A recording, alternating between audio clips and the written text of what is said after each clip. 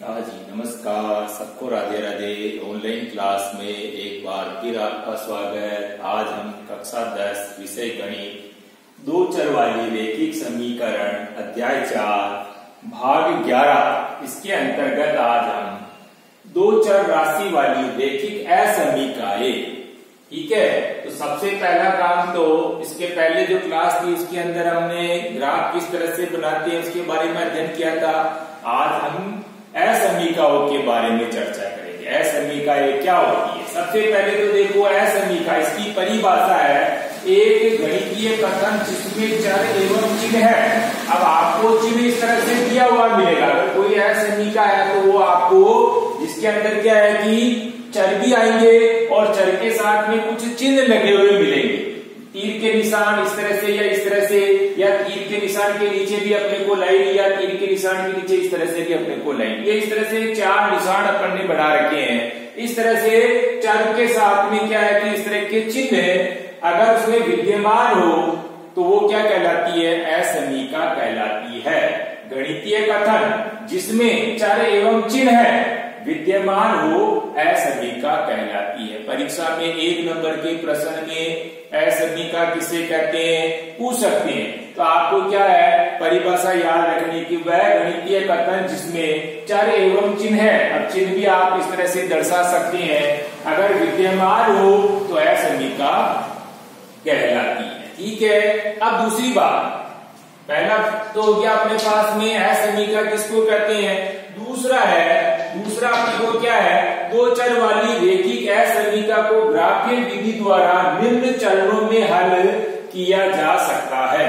अगर आपके सामने अगर असमीका है और असमीका को ग्राफीय विधि द्वारा अगर अपने को बताना है ग्राफ के द्वारा, तो अपने को सबसे पहले क्या है, कुछ चरण अपने को दिए हुए हैं। वे चरण कौन कौन से हैं जिसका हम ध्यान रखें ताकि हम उस असमीका को ग्राफ पर बता सके, उसको दर्शा सके, ठीक है। तो पहला चरण अपने को सबसे पहला, जैसे असमीका में तो क्या है कि जैसे इस तरह के चिन्ह है, अगर उसमें अपने को चाहे चर दिया हुआ है इस तरह से उसके साथ में चिन्ह जुड़े हुए, चर भी है उसके साथ में इस तरह के चिन्ह लगे हुए, तो अपने को मालूम पड़ जाती है कि ये प्रश्न आपका असमीकाओं से। तो अब असमीकाओं से है तो इसको हल करना है जैसे ग्राफीय विधि के द्वारा। तो आपको कुछ चरण है, उन चरणों का ध्यान रखना। तो पहला चरण है असमीका को समीकरण रूप में लिखना। जो भी आपके असमीका दी हुई है उस असमीका को सबसे पहले क्या करेंगे, समीकरण रूप में लिखेंगे। पहला नियम, पहला चरण ये हो गया, ठीक है। उसके बाद दूसरा है समीकरण में x बराबर 0 रखकर y अक्ष पर कटान बिंदु एवं y बराबर 0 रखकर x अक्ष पर कटान बिंदु प्राप्त करना। दूसरा चरण आपका ये हो गया। तीसरा है दोनों कटान बिंदु को मिलाकर सरल रेखा का निरूपण करना, ठीक है। तीसरा चरण ये हो जाएगा, यानी दोनों कटान बिंदुओं को क्या करना, अपने को मिलाना और मिला करके एक सरल रेखा प्राप्त करना। चौथा चरण है यदि मूल बिंदु के निर्देशांक असमीका को संतुष्ट करते हैं तो छायांकित क्षेत्र मूल बिंदु की ओर होगा, अन्यथा मूल बिंदु के विपरीत ओर होगा, ठीक है। मूल बिंदु के निर्देशांक 1 नंबर के प्रश्न में ये भी पूछ सकते हैं अपने को कि मूल बिंदु के निर्देशांक लिखिए। तो आपको मूल बिंदु के निर्देशांक 0,0 ये लिखना है, ठीक है। अब चौथा जो बिंदु था, ये चौथा बिंदु भी आपकी परीक्षा की दृष्टि से इम्पोर्टेंट है। इसमें क्या है कि यदि मूल बिंदु के निर्देशांक यानी 0,0 ये क्या है, अगर असमीका को संतुष्ट करते हैं तो छायांकित क्षेत्र, आपको पूछ सकते हैं कि छायांकित क्षेत्र मूल बिंदु के किस ओर होगा।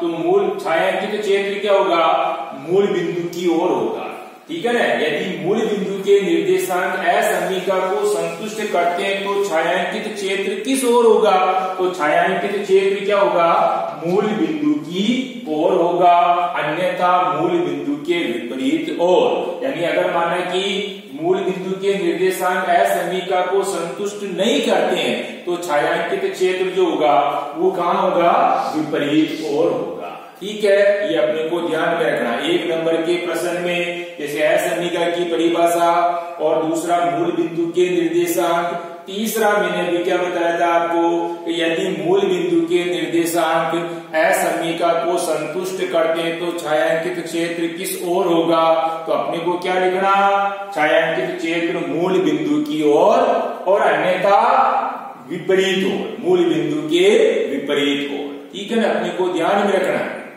जो चौथा जो चरण लिखा है, ये चौथा चरण परीक्षा की दृष्टि से भी इम्पोर्टेंट। दूसरा, जब हम असमीका को ग्राफ पेपर पर निरूपित करेंगे तो उस दौरान भी हमको ये ध्यान में रखना, यानी 4 चरण अपने को इसमें क्या है, जब असमीका को ग्राफीय विधि के द्वारा हम उसको दर्शाएंगे तो हमारे को ये 4 बातों का ध्यान रखना पड़ेगा। ठीक है, अब आपको इसमें चौथा जो चरण मैंने लिखा था, मूल बिंदु के निर्देशांक असमीका को संतुष्ट करते हैं तो छायांकित क्षेत्र मूल बिंदु की ओर होगा, और अगर मूल बिंदु के निर्देशांक असमीका को संतुष्ट नहीं करते हैं तो छायांकित क्षेत्र विपरीत ओर, यानी मूल बिंदु के विपरीत ओर होगा। ठीक है, ये जो मैंने 4 चरण लिखे, ये चारों चरण अपने को ध्यान में रखना है। ठीक है, मूल बिंदु के निर्देशांक क्या बताया मैंने अभी, 0,0, ये भी अपने को ध्यान में रखना है।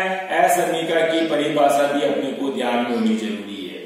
तो अपने को क्या करना आज HW में भी आज अपन सबसे पहले तो जैसे असमीका की परिभाषा याद रखनी अपने को।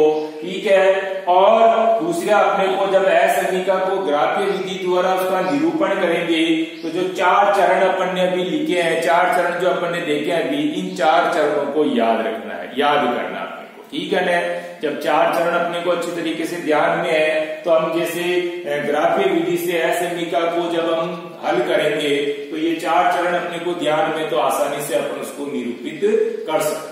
ठीक है, तो आज हम HW के रूप में क्या करेंगे, एक तो असमीका की परिभाषा याद करनी है, दूसरा असमीका ग्राफीय विधि द्वारा जब हम उसको हल करते हैं तो जो 4 चरण है, उन 4 चरणों को अपने को याद करना है। ठीक है, धन्यवाद, राधे राधे।